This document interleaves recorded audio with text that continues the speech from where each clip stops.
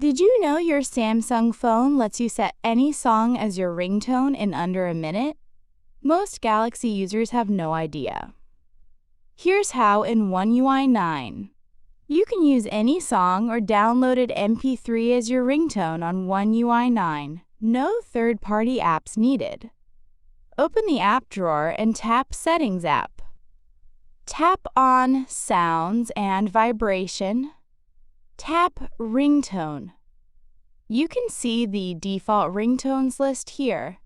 To set any song as phone ringtone, tap the plus icon in the top right corner. At the bottom, you can see 4 options to select the ringtone, including tracks, albums, artists, folders, etc. Tap on Folders. Tap Download. Here you can see the list of all downloaded ringtones. Select the ringtone you want to set on your Samsung phone.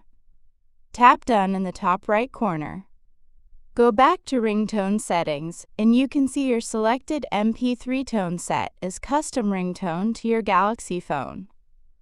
Thanks for watching. If this helped you, leave a like, subscribe to the channel, and let me know what Samsung tutorial you'd like to see next.